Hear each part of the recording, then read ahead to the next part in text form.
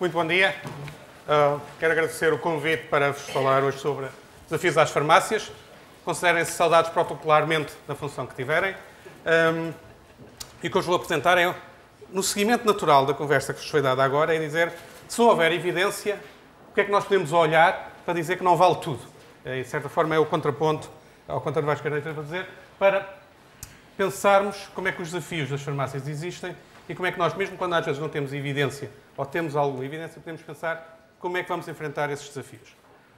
O primeiro ponto, obviamente, uma série de análise dos desafios é olhar para quais são as identificações de tendências, o que é que vai acontecer, o que é que está a acontecer aqui, quais são as ameaças e oportunidades, obviamente um primeiro passo de olhar, e depois ter essas identificadas, essas tendências, pensar quais são os agentes-chave e os seus papéis.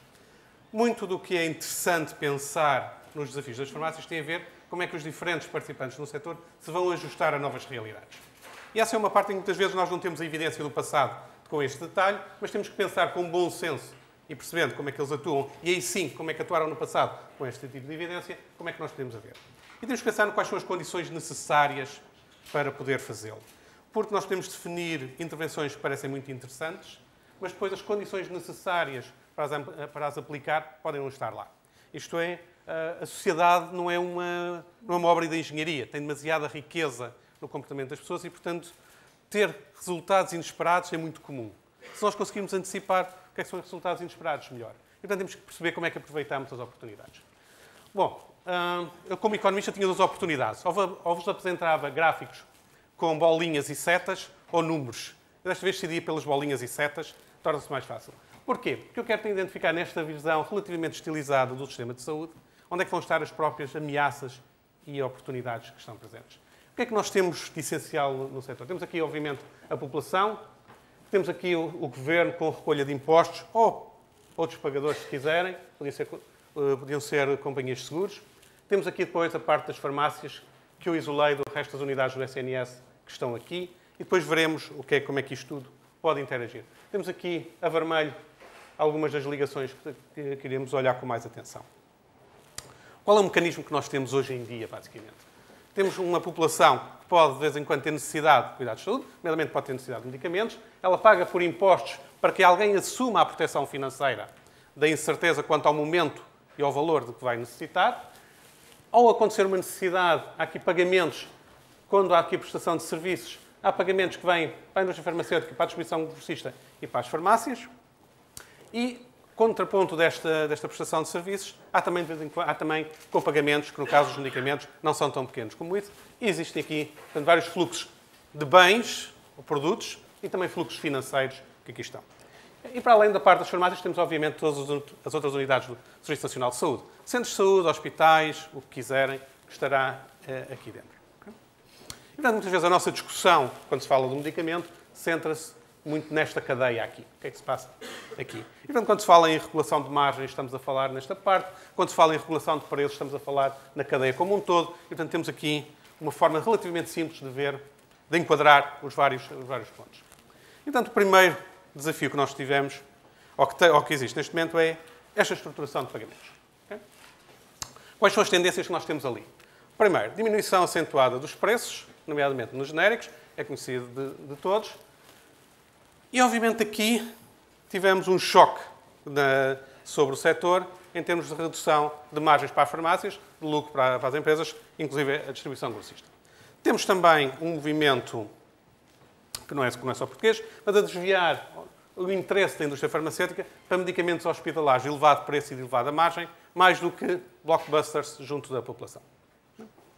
E, portanto, nós temos claramente um interesse global de investigações e desenvolvimento direcionado para onde há maior rentabilidade e isso tem levado a uma mudança de eixo. Quais são as implicações que isto tem para as farmácias? Só da primeira tendência, com o nosso sistema tradicional de termos a remuneração da farmácia baseada numa percentagem do preço do medicamento, é evidente que se o preço do medicamento baixa, a remuneração da farmácia baixa, independentemente de estarem a fazer tudo o que faziam antes. E, portanto, o serviço é exatamente o mesmo, mas recebem menos apenas por um fator de variação externa. E, portanto, é que temos aqui uma necessidade de isolar a remuneração das farmácias dessa variação. Faz tudo. Já disse alguma coisa que não devia? também. Okay. O que é que isto significa? Que a tendência geral e internacional, e também em Portugal, será sempre a tentar separar a remuneração das farmácias destas variações de preços. Esse fato de estarmos a ter uma pressão crescente sobre menor remuneração via este problema das margens, criou a necessidade das farmácias se tornarem organizações mais eficientes do ponto de vista de gestão pura. E, obviamente, isto aqui é uma pressão que vai obrigar a algumas mudanças. Depois também temos as comparações internacionais de margens entre países que refletem posições políticas também, mas as principais alterações estruturais que nós vemos surgirem nos vários países, com diferenças, mas as grandes tendências são retirar o peso ao preço do medicamento como alicerce da remuneração e pensar em outras formas alternativas de fazer essa remuneração. Então, temos aqui, então, uma luta à volta desta componente. E reparem que, de um ponto de vista geral, nós podíamos ter uma visão, de um ponto de vista técnico, de economista, ter quase uma visão acrítica dizendo, desde que o preço que é pago pelo governo mais o que é pago pelos doentes seja mais ou menos o mesmo, eu não me interessa como é que se distribui dentro da cadeia de distribuição. Isso é verdade até certo ponto, e devo dizer aqui que onde é que deixa de ser verdade? Bom, de um ponto de vista da lógica do sistema, o que nos interessa não é saber se cada farmácia individualmente consegue ou não sobreviver no sistema. É natural e saudável até que haja renovação de entidades empresariais, como as farmácias, como são outras entidades. E, portanto, quem faz maus investimentos, quem toma decisões de gestão erradas, não tem que ser protegido apenas porque é uma farmácia. E, portanto, nós temos que ter aqui um mecanismo de renovação. O que nós temos de estar preocupados é saber até que ponto é que isso pode ir, no sentido de, se uma farmácia fechar, se ela é substituída por outra ou não, de maneira a que a rede permaneça presente. Consiga continuar a ter a capilaridade de chegar à população como um todo. E, portanto, a nossa preocupação deve ser sistémica e da rede, e não com cada farmácia individual. Haverá sempre quem faça decisões erradas em termos empresariais, e, portanto, a questão não é proteger essas decisões erradas. Quais são as tendências na cadeia de distribuição como um todo? O que é que nós observamos aí? Primeiro, há uma lógica que pode ocorrer de venda direta às farmácias, por parte da indústria farmacêutica, saltando os distribuidores. Não é claro que isso consiga ser muito generalizado. Obviamente, o principal interesse seria capturar o valor dentro da cadeia de distribuição, mas mais importante do que esta parte é provavelmente um outro efeito que nós vamos assistimos noutros países, vamos assistir aqui e vai estar presente, que é as grandes cadeias de distribuição entrarem também na distribuição de medicamentos e na dispensa de medicamentos. Já tem isso nos medicamentos que não estão sujeitos à receita médica, mas sendo organizações muito eficientes e muito organizadas do ponto de vista logístico, vão ter todo o interesse e apresentar a vantagem de poderem entrar para outros medicamentos também nessa distribuição de massa. E, portanto, claramente, isto vai pôr esta pressão destas cadeias de distribuição, vai pôr uma pressão enorme sobre o funcionamento das farmácias e, portanto, se tentarem competir com essas cadeias de distribuição, naquilo em que as cadeias de distribuição são boas, dificilmente terão capacidade de o fazer. Portanto, há questões de escala e de organização que não serão possíveis de ultrapassar. E, portanto, nós temos aqui uma pressão nesta cadeia de distribuição que vem não tanto da lógica de venda direta, ultrapassando os grossistas, mas que, a meu ver, vem das cadeias de distribuição. E, claro, podemos começar a pensar quais são os canais alternativos de distribuição que possam vir a existir. Há uns anos atrás falava-se muito que a internet seria um fator muito importante, até agora não explodiu por razões de confiança também. Será que vai algum dia explodir ou não? Não parece que no horizonte próximo venha a ter aquilo que não teve nos últimos 10 anos. E, portanto, se eu quisesse aqui dizer qual é a grande pressão, eu acho que vai surgir daqui. E reparem que isto traz uma pressão sobre a gestão da farmácia que não tem nada a ver com o papel que normalmente o farmacêutico tem na farmácia, ou que tradicionalmente tem, não é? Este é um papel de gestão pura e dura. Um outro desafio ou oportunidade surge na questão dos serviços, e foi nesse aspecto que também aqui o antecessor esteve a falar, e que devemos pensar quais são as tendências. Okay? Temos uma população a envelhecer com novas necessidades. Ponto de ordem. Eu acho que o envelhecimento é importante para a organização do sistema de saúde, mas todos os dados que nós temos de tudo o passado mostram que o envelhecimento não é a causa do aumento dos custos com a saúde. Okay? Ponto final sobre esse aspecto. Eu posso depois detalhar com o detalhe que quiserem esse aspecto. Inclusive, podem googlar o meu nome, envelhecimento, obter o meu e-mail e responder a todas as perguntas sobre o assunto. Mas metam na cabeça que o envelhecimento não aumenta os custos da saúde da forma como se pensa que aumenta. O desafio é muito mais importante. O desafio é em termos de organização. E o desafio em termos de organização é que traz oportunidades diferentes para as farmácias. Porquê? O que é que uma população idosa vai tipicamente querer? Primeiro, vai ser uma população idosa com multipatologia. Isso é relativamente consensual. Provavelmente as revisões Cochrane dizem isso. Mas que vai também querer ter a conveniência da proximidade do ponto de contacto com o sistema de saúde. Vai querer gerir mais a sua própria saúde em parceria com o sistema de saúde e não ser um agente passivo de simplesmente estar a ter reações. Vai ser uma população heterogénea. O que uma pessoa vai querer não é necessariamente aquilo que outra quer.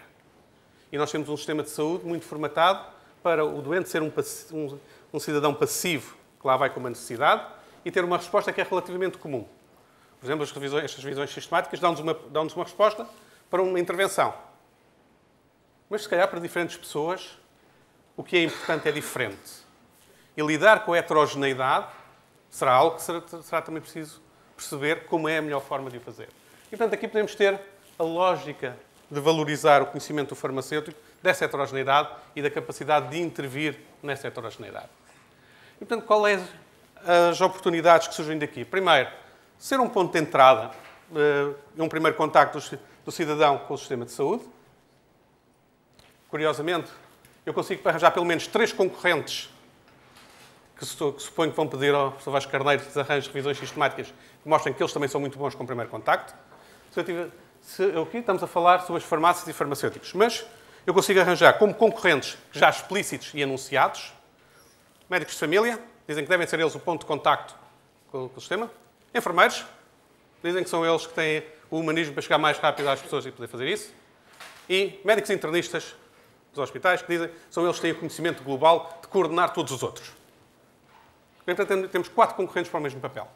Portanto, a oportunidade está lá, agora é preciso perceber como é que cada um se encaixa com os outros. E, portanto, o desafio vai ter 2 partes.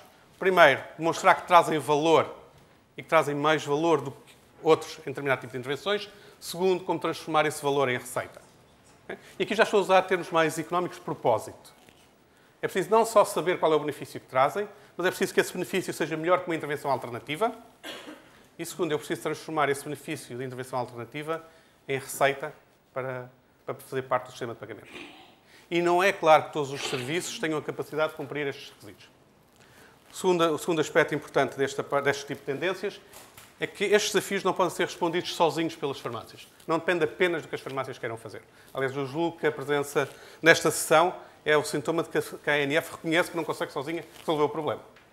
Tem que ser com sintonia com todos. Portanto, temos que ter um enquadramento regulatório, temos que ter um enquadramento institucional, temos que ter um enquadramento de relacionamento entre profissões de saúde. E, portanto, é bastante mais complexo do que apenas dizer eu tenho aqui uma solução a mais que para o problema. Quais são os problemas que nós vamos ter e vamos ter que pensar como é que resolvemos e que têm estado fora da atenção? O primeiro vai ser a automedicação. Temos largamente ignorado essa questão. E, claramente, o farmacêutico pode estar no meio entre a automedicação e a procura do médico por parte do doente. Pode ser um ponto de informação útil. Porquê? Se nós pensarmos, e isto é uma experiência que podemos fazer aqui, eu se tivesse um sistema informático muito sofisticado, tinha-vos dado a todos um aparelhómetro e para perguntar o seguinte: o que é que fizeram da última vez que se sentiram doentes e decidiram não ir ao sistema de saúde? Decidiram não ir. Eu aposto que mais de 85% das pessoas decidiu, baseado em amigos ou em telefonemas a alguém que conhecem, automedicação. Aqui não temos espaço para fazer esse rápido inquérito, mas de outras situações tem sido relativamente aparente que é essa a solução da maior parte das pessoas.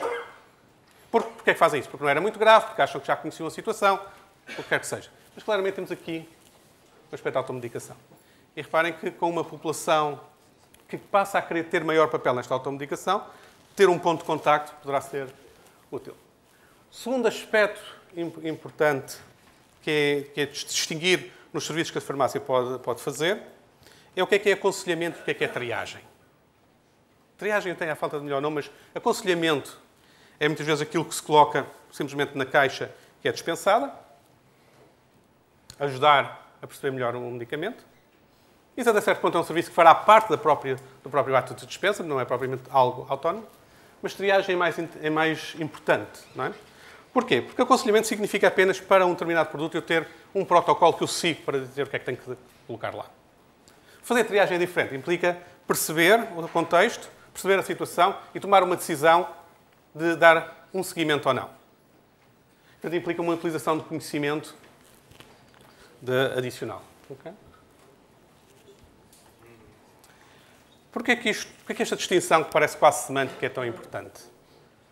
Porque na triagem eu tenho muito mais incorporação de conhecimento do que é feito do que tenho no aconselhamento. E, portanto, tem potencialmente muito mais valor para o sistema de saúde. Mas, precisamente porque é alicerçado em conhecimento, tem muito mais dificuldade em eu conseguir pensar um bom sistema de remuneração da utilização desse conhecimento. Ok? Tomemos um exemplo extremo pelo absurdo, ok? Vou repetir. Um exemplo extremo pelo absurdo. É para depois não virem dizer que eu defendi isso. Okay? Imaginemos que decidimos pagar às farmácias, remunerar as farmácias, pela capacidade de triarem as pessoas ou de perceberem se as pessoas precisam ter um contacto com o médico de família. Okay? Em que se dá 50 cêntimos por cada vez que é registado um contacto do farmacêutico com o cidadão para fazer essa questão. Eu entro na farmácia e o meu farmacêutico diz-me: olá, como tem passado? E fatura 50 cêntimos. Obviamente isto é extremo e absurdo, certo? Mas o ponto é, se eu não tenho cuidado a definir exatamente o que é que tem que estar presente e como é que eu consigo registar e contabilizar o ato para efeitos do sistema de pagamento, eu posso ter facilmente situações caricatas deste género. O que é o serviço? Quando me perguntam: olá, como está? Eu posso lhe dizer: dói-me aqui uma coisa nas costas, eu tenho aqui um aparelho que dá-me umas ondas que eu não estou a perceber muito bem o que são, e, portanto, ele decide direcionar. Ou pode ser simplesmente um comprimento normal. Okay? E, portanto, a fronteira do que é o serviço, do que é o uso desse conhecimento, que pode ser depois alicerçado em sistema de pagamento ou não, não é tão claro como muitas vezes nós colocamos aqui e precisa ser olhado com cuidado. Continuando. Outra parte interessante, ali estávamos a focar sobretudo no cidadão, focamos agora como é que pode ser uma maior integração das farmácias na própria cadeia de valor do Serviço Nacional de Saúde. Como é que nós podemos tentar fazer isso? Obviamente temos vários pontos, por exemplo, parcerias com os cuidados de saúde primários para monitorizar a saúde da população. Isto parece relativamente óbvio. O que é que isto implica, apesar de parecer relativamente óbvio? Eu tenho a impressão que, basicamente, é o tipo de frase com que toda a gente acha que faz sentido, até ao ponto em que começamos depois a descascar como é que o fazemos, não é? Primeiro, parcerias com os cuidados de saúde primários significa provavelmente colocar num mesmo patamar de discussão técnica farmacêuticos e médicos de família. Conseguimos fazê-lo?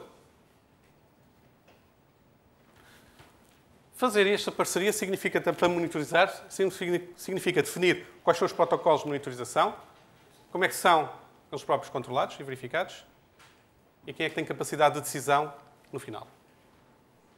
Portanto, aquela velha frase, o diabo está nos detalhes, claramente aqui surge também, não é? Referenciação para os cuidados de saúde primários, com protocolos metidos nas parcerias. Prestação de serviços, eles próprios, com a promoção de saúde ou não? Por exemplo, a troca de seringas é uma prestação de serviços. Então, vamos pensar quais são aquelas prestações de serviços que fazem sentido. Muito bem, fazem prestações de serviços que fazem sentido. Significa que têm que cumprir alguns critérios, têm que ser observáveis, têm que ser monitorizáveis, tem que fazer sentido económico também de alguma forma. Há um exemplo que surge muito nisto, e talvez aqui uma revisão que eu creio que possa ser útil, que é a verificação da tensão arterial, não é? Em que pode ser um farmacêutico a fazer um controle da tensão arterial do cidadão que lá vai e que precisa de ser seguido num protocolo qualquer. Imaginemos que o cidadão precisa de medir a tensão arterial todos os dias. Quais são as alternativas que ele tem disponível? O farmacêutico ler-lhe a tensão arterial. Ele ir a uma farmácia que tem uma máquina automática e pôr o braço numa máquina automática e pagar 50 cêntimos. O cidadão, em vez de ir a uma farmácia, compra um aparelho para medir a tensão arterial, custa 30 a 50 euros, e se é para medir todos os dias e custa 50 cêntimos na farmácia, em 2 meses ele amortizou o pagamento do aparelho. E, portanto, dizer apenas que há uma vantagem de ser o farmacêutico a fazê-lo não é suficiente. É preciso alguma outra vantagem. Qual é a outra vantagem que muitas vezes é dita? Ah, não, mas o farmacêutico consegue interpretar se os valores que está a obter justificam ou não uma referenciação, por exemplo, para o médico de família. Mas se eu voltar ao ponto do que estava a dizer há pouco, que é eu quero ter um cidadão mais informado, capaz de gerir a sua própria doença também, o próprio cidadão, se estiver mais informado e fizer a sua autogestão da doença, ele próprio vai perceber os sinais de alerta da sua medição. E, portanto, eu começo a ter aqui dúvidas sobre quais são o tipo de serviços que eu consigo ou não consigo incluir. E, portanto, o âmbito é relativamente amplo para poder fazer coisas, mas também para pensar o que é que se pode ter. Deixa-me dar um bom exemplo que eu gosto e que vem da Suíça. Portanto, da Suíça nós podemos ter agora não só os chocolates, mas também podemos ter agora os que eles chamam de círculos de qualidade. Porquê? Qual é a lógica deles? O que é que eles criaram com os círculos de qualidade? Uma plataforma de contacto sob a responsabilidade das farmácias, entre médicos de família e a farmácia da zona, desses médicos de famílias, onde tem reuniões periódicas dinamizadas pelo farmacêutico, que têm como objetivo melhorar a saúde da população, melhorar a prática de prescrição. E com esses dois aspectos, eles conseguiram mostrar que conseguem baixar os custos. Porquê? Porque conseguiram estabelecer uma plataforma de diálogo franca entre os dois tipos de profissões de saúde, com um objetivo comum, e onde a dinamização destas ações tem uma remuneração associada. O que é também interessante nesta experiência de círculos de qualidade? Não é só demonstrar que teve efeitos por uma revisão Cochrane. E agora deixa-me adicionar aqui a importância das pessoas. Isto funcionou bem. Eles funcionam tão bem, em alguns cantões da Suíça, que eles decidiram depois fazer uma coisa que é óbvia. Se funcionou bem, vamos estender a toda a Suíça. E, portanto, criaram a obrigação de, em todo o lado, se criarem círculos de qualidade. O que aconteceu quando passou a ser obrigatório? Reação adversa. As pessoas não querem ser obrigadas a ter este tipo de relação. E, portanto, voltou a ser voluntário. Okay? E, portanto, isto mostra a importância que tem também do fator humano das profissões se interligarem nestes temas. E esse é um desafio também que aqui está presente. Um outro desafio, este será de alguma forma mais simples, a partir do momento em que nós temos uma perda como é que devemos chamar isto? De importância do hospital. Será essa a própria palavra? Uma perda da importância do internamento no hospital como forma de tratamento e há uma passagem para ambulatório de uma série de situações, obviamente também vai passar para ambulatório a dispensa de medicamentos. Porquê é que se há de manter alguma dispensa de medicamentos a partir da farmácia e não pôr na farmácia comunitária? Serão questões que podem ser resolvidas com alguma facilidade. E, portanto, é também uma oportunidade e um desafio de organização que ali está. Okay? Então, nós temos vários aspectos que podemos tratar. Por exemplo, os doentes oncológicos são cada vez mais doentes crónicos. É também um dos chavões que julgo que também o António Mascarano me confirmará. Não é? Significa também que este dá uma oportunidade. A despesa hospitalar está sob forte pressão, também é conhecido. Inovação, em termos de medicamentos, está a criar, temos aqui. O que é que tem sido, o que é que podem ser respostas? Tenho ouvido falar muitas vezes, de médicos oncologistas, que uma solução será ter decisões de tratamento centralizadas, aproveitando o melhor conhecimento, mas depois o acompanhamento do doente ser descentralizado. Mas então eles ficam com que problema? Do doente ter que levantar medicação? Obviamente isso pode ser passado para outro tipo de instituições, nomeadamente pode ser passado para as farmácias e passar isso. Também temos cada vez mais tratamentos a passarem a serem comprimidos e não injetáveis, portanto, temos aqui oportunidades de fazer isso. Portanto, temos aqui decisões naturais que são fáceis de ter. E, portanto, nós temos deste conjunto de aspectos, temos algumas oportunidades e desafios esperados. Por exemplo, o envelhecimento da população tem este aspecto do consumo de medicamentos e monitorização, que obviamente é algo que nós podemos antecipar facilmente. A discussão da integração das farmácias no sistema de saúde é também algo que é relativamente fácil de discutir. E aqui Portugal tem uma vantagem, é mais fácil discutir isto num contexto de Serviço Nacional de Saúde do que num contexto de múltiplos pagadores, como é a Suíça, com companhias de seguros. E, portanto, temos aqui alguma facilidade de discutir estes aspectos. Temos aspectos que podemos esperar com um alargar do papel das farmácias e dos farmacêuticos. Já estou a incorporar alguns dos reparos do Sr. Bastonário, passar a falar do impacto dos farmacêuticos, que é qual é o choque que isto vai ter com outras profissões de saúde ou não? Como é que nós vamos alicerçar aqui sistemas de pagamento? E desculpem-me esta minha costela de economista, não chega a mostrar que tem benefício, eu preciso saber como é que consigo pagar de uma forma razoável. Temos que pensar na monitorização. Não se iludam que vamos ter uma questão de corrida custo-efetividade. Eu devo dizer que cada vez mais fico com necessidade de algum aconselhamento e triagem, cada vez que falam em custo-efetividade, porque acho que às vezes transformamos isto numa regra automática quando é apenas um auxiliar de informação. Mas, obviamente, aqui terá que ter algum papel também. Isto é, dentro destes desafios esperados, como é que as farmácias se vão situar? Em particular, se houver apenas aconselhamento automático, sem uma intervenção com a utilização de conhecimento, será sempre menos interessante. Okay? E, portanto, o desafio para as farmácias é como é que conseguem ter intervenção que use o conhecimento específico que têm. Okay? Quais são os desafios que eu posso classificar como inesperados e que eu acho que também vão estar-nos a bater à porta? Podemos começar a já a pensar. As questões da automedicação. Isto é, até que ponto é que vai deixar de ser uma questão de individual e passa a ser mesmo uma questão de saúde pública em que as farmácias podem ter uma intervenção? Qual é o papel, de facto, de identificação e intervenção? Só a identificação e outros têm que fazer ou têm capacidade de fazer desde logo uma intervenção? Há um outro aspecto do papel da farmácia em serviços transfronteiriços, mas isto é uma curiosidade minha. Como é que nós vamos fazer a ligação a medicamentos aprovados em diferentes países? Eu acho que isto pode perturbar um pouco o sistema de saúde e seria interessante também perceber como é que vamos reagir a esse aspecto. Quais são as lições que nós temos da realidade portuguesa quanto a isto? E aqui entra com um estudo que nós já fizemos já tem 2 anos, que olhamos para vários aspectos dos serviços prestados pelas farmácias e fomos listar isto e ver, sobretudo, qual era o tempo que demorava a cada uma destas coisas. E excluímos o aconselhamento em medicamentos porque estávamos à procura de outro tipo de serviço, a perceber qual é o seu papel. E quando nós pegamos nestes aspectos, vamos ver o que é que já é feito. O que é que lá está já, não é? Até porque muitas vezes nós temos uma curiosidade. A realidade é muito diferente daquilo que nós pomos no papel e acontecem mais coisas do que aquelas que nós julgamos que acontecem. Então convém perceber o que é que lá estava a acontecer. Fizemos de 25 a 29 de junho um censo de 5 dias, isto é, registar tudo o que aconteceu numa amostra de farmácias durante 5 dias, para ter uma exaustividade de observação. Participaram 403 farmácias, houve 1927 observações, porque nem todas reportaram os 5 dias, estiveram fechadas nesses dias, e fizemos uma auditoria aos dados de algumas farmácias para perceber que aquilo fazia sentido.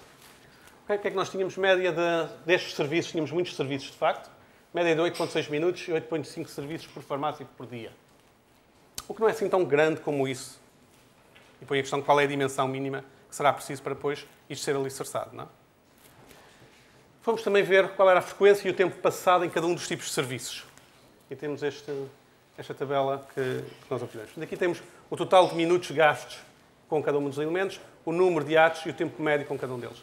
Claramente nós temos aqui vários serviços que levam diferentes tempos e que têm diferentes impactos e que significam diferentes níveis de intervenção. A questão é perceber qual destes aqui é que podem um dia vir a ser alicerçáveis num sistema de pagamentos que os remunere. E, portanto, nós temos aqui claramente opções para pensar. Conseguimos também pôr com o tempo médio, ver qual é o custo associado, se é realizado por uma farmacêutica ou não, e vemos que, em alguns casos, o tipo de intervenção não tem um custo tão pequeno assim. Uma troca de seringas, porque tem um tempo muito pequeno de realização de serviço, tem um custo implícito muito baixo, e, portanto, é quase certo que, havendo um benefício positivo, como foi dito, faz todo sentido ter. Quando falamos em serviços domiciliários, já deixa de ser menos óbvio. Tem uma média de 22 minutos e já é preciso 8 euros para compensar só o trabalho físico, não é? Já nem estamos a contabilizar o custo de infraestrutura, participação no custo de infraestrutura, cobertura de custos fixos, nada disso. Portanto, nós temos que pensar como é que isso... Por exemplo, monitorização de parâmetros, 2,2 euros.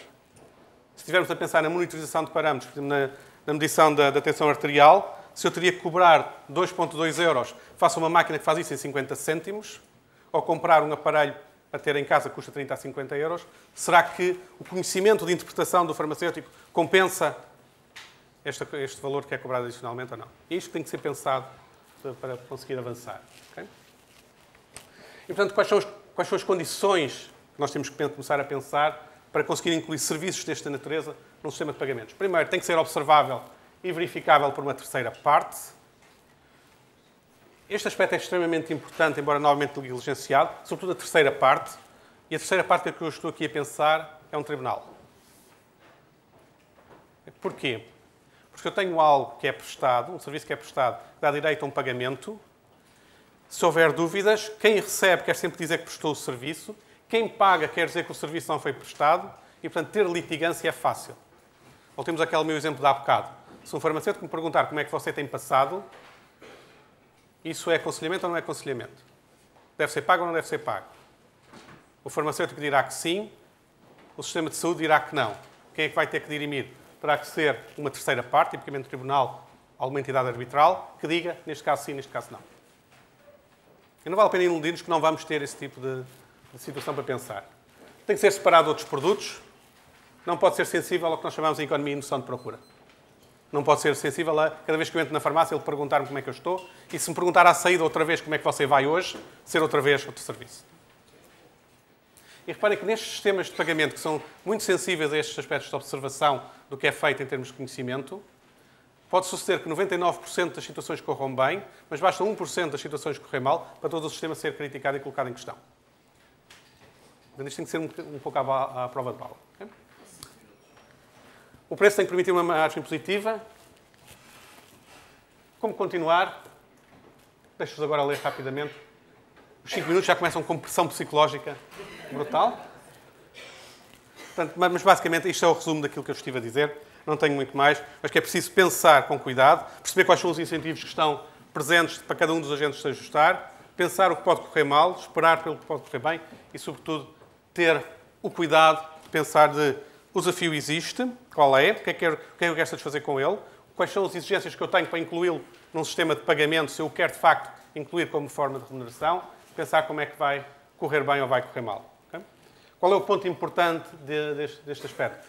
Não vai depender apenas das farmácias fazerem-no. A integração no sistema de saúde precisa que o sistema de saúde esteja preparado para perceber qual é esse papel.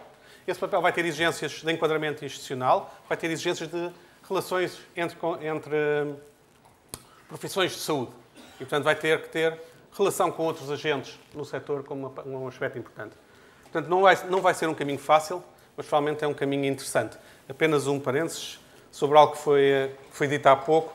Por exemplo, quando se falou tangencialmente nos incentivos à dispensa de genéricos com as novas regras que existem e que aparentemente não estão a dar grande resultado, a questão que se coloca é, desde logo, será que se pensou bem nos incentivos que aquilo criava no momento em que se fez a regra? Porque olhando para a regra, que é complexa e, portanto, difícil de interpretação, e, em segundo lugar, percebendo o aspecto dinâmico da regra, que é, se eu for muito bom hoje, para o ano tenho um sistema muito mais exigente, eu estou só a remunerar a variação e não o nível a que cheguei, e, portanto, eu nunca quero ter uma variação muito grande para, no futuro, não estar apertado. E, portanto, é aqui que a parte do economista entra a ajudar a perceber quais são os incentivos que estão implícitos. Portanto, não vos fiz uma apresentação do que nós fazemos da Faculdade de Economia, à semelhança do que fez o professor Vasco Carneiro, ficará por outra altura, mas dou-vos um cheirinho de como é que, às vezes, a intuição económica também pode ajudar a definir estes problemas. Muito obrigado.